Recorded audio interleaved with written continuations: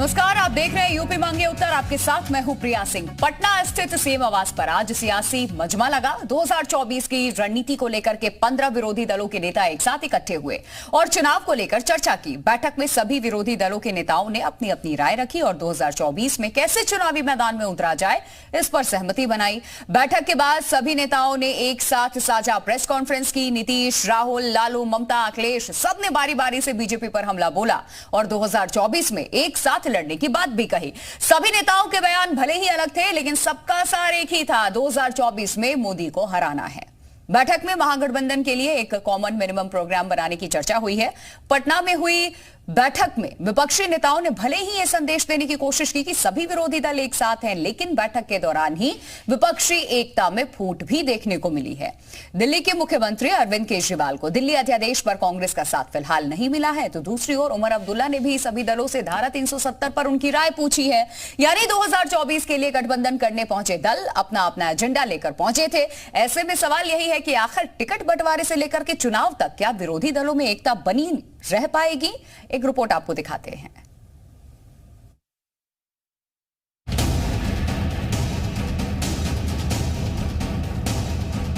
एक साथ काम करेंगे, फ्लेक्सिबिलिटी के साथ काम करेंगे और जो हमारी विचारधारा है जिसको हम शेयर करते हैं उसकी हम रक्षा करें।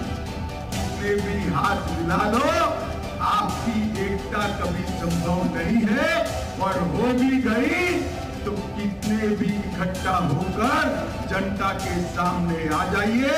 2024 में 300 से ज्यादा सीटों के साथ नरेंद्र मोदी जी का प्रधानमंत्री बनना तय।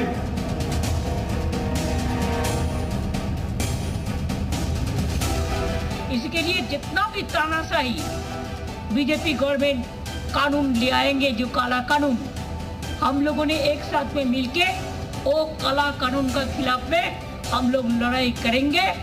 हमको खून बहेगा बहने दो, लेकिन हम देश को, जनता को रक्षा करेगा, नहीं तो इंडिया नहीं रहेगा। अगर ये चुनाव में फिर वो लोग आ जाए तानाशाही गवर्नमेंट, तो नेक्स्ट देश में चुनाव ही नहीं होगा, ऐसा लोगों को कहना है। ये हास्यास्पद है कि आज कांग्रेस की छत्र छाया में कुछ ऐसे नेता एकत्रित होंगे जिन्होंने आपातकाल के समय में लोकतंत्र की हत्या का नजारा स्वयं देखा। ये हास्यास्पद है कि एकजुट होंगे वो लोग जो राष्ट्र को ये संकेत देना चाहते हैं कि उनकी स्वयं की क्षमता मोदी जी के सामने विफल है।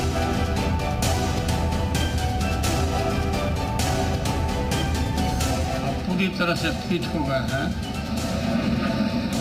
अब बढ़िया से फिट कर दे रहा है नरेंद्र मोदी भाजपा।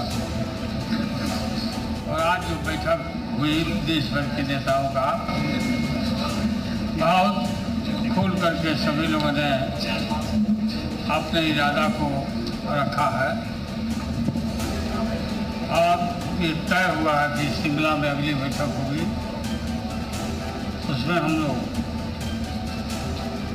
आगे के और कार्यक्रम किस तरह से क्या हो वो हम लोग तय करेंगे, चर्चा करेंगे।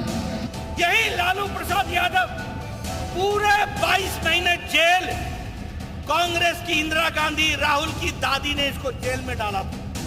यही नीतीश कुमार पूरे 20 महीने जेल की शिक्षों के पीछे कांग्रेस पार्टी की इंदिरा गांधी ने डाला था, यही राहुल गांधी की दादी ने डाला था। आज पटना की धरती पर राहुल को आदर सहित उनको स्वागत करते हुए जब मैं इनकी तस्वीरें देख रहा हूं, तो मुझे याद आता है कि राजनीति में क्या से क्या हो गया।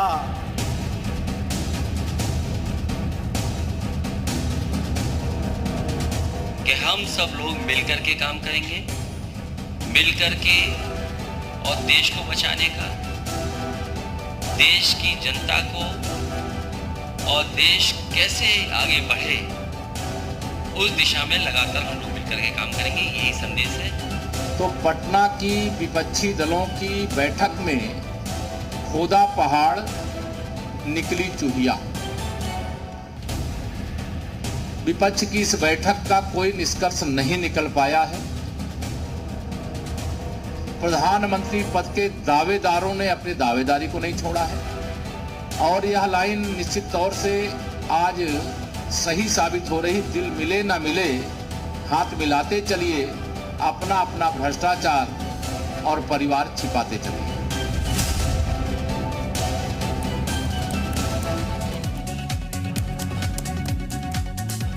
तो सुना आपने किस तरीके से बयानबाजियां भी हुई हैं और अभी केपी मौर्य को सुना आपने। एक लाइन में उन्होंने ये क्लियर कर दिया कि दिल मिले ना मिले, विचार मिले ना मिले, हाथ हम मिला लेंगे, अपना अपना परिवार और भ्रष्टाचार हम बचाएंगे। और यही प्रण लेकर के ये ऑपोजिशन, यहां पर एक विपक्षी दलों की मीटिंग हुई थी, ऑपोजिशन इकट्ठा हुआ है। सवाल क्या है आज के, वो भी जान लेते हैं जो चर्चा में आज हम पूछने वाले हैं। सबसे पहला सवाल, टीम मोदी के सामने टिकेंगे विरोधी? एकजुटता की कोशिश तो यहां पर की गई, लेकिन पहली मीटिंग में किस तरीके से सवाल खड़े हो रहे हैं कि वाकई विपक्ष एकजुट है, वो भी हम आपको बताएंगे।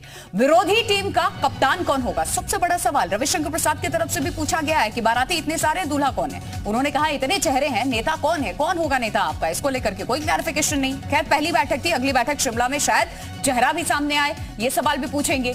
सीट बंटवारे में बड़ा दिल दिखाएगी कांग्रेस, क्योंकि कांग्रेस कॉम्प्रोमाइजिंग सिचुएशन में नजर आ रही है हर तरफ से। जितनी भी रीजनल पार्टी है, देखिए उत्तर प्रदेश में समाजवादी पार्टी हो जाए या फिर इसके अलावा नेशनल पार्टी, आम आदमी पार्टी की भी हम बात कर ले, वो भी कह रही है कि जहां पर हमारे प्रत्याशी होंगे, जहां पे हमारी सरकार है, हमारी पकड़ मजबूत है, वहां पर हम अपने प्रत्याशी उतारेंगे बीजेपी के अगेंस्ट। तो ये सिचुएशन कांग्रेस के लिए ऐसी है। 24 में कड़ा मुकाबला, किसका मजबूत पाला, क्योंकि अभी जिस तरीके से तमाम ऑपोजिशन के लीडर्स ने बयानबाजियां की है, उसको बीजेपी ये कह रही है खोदा पहाड़ निकली चुहिया, इससे ज्यादा कुछ भी नहीं है।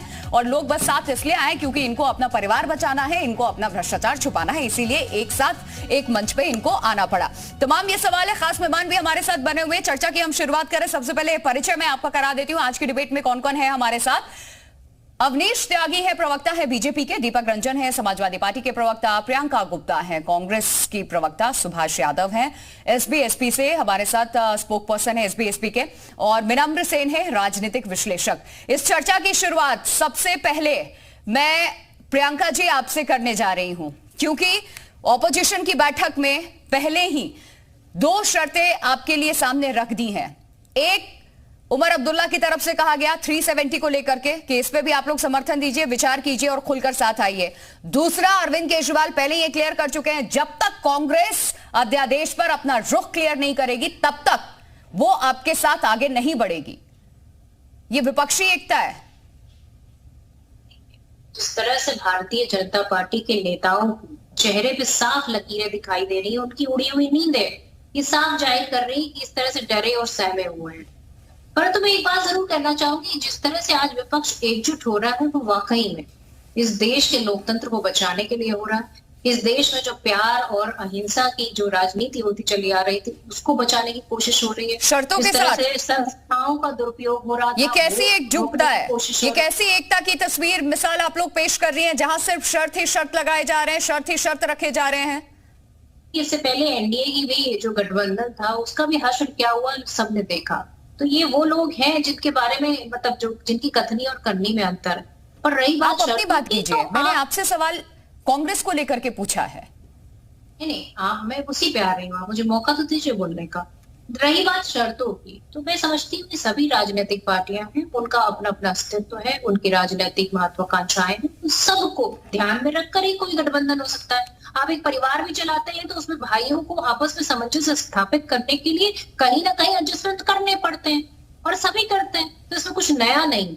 और ये एक बड़ा गठबंधन है जिसमें तकरीबन 15 से ज्यादा पार्टियां आज सम्मिलित हुई हैं, सबने अपने विचार प्रस्तुत किए हैं और सबकी मंशा एक है कि किस तरह से बांटने की राजनीति को कम करना है, किस तरह से संविधान को बचाना है, किस तरह से इस लोकतंत्र को बचाना है, किस तरह से जो संस्थाएं हैं उन पर कब्जा करती जा रही है, जिनका दुरुपयोग करती जा रही है भारतीय जनता पार्टी, उसको रोकना है।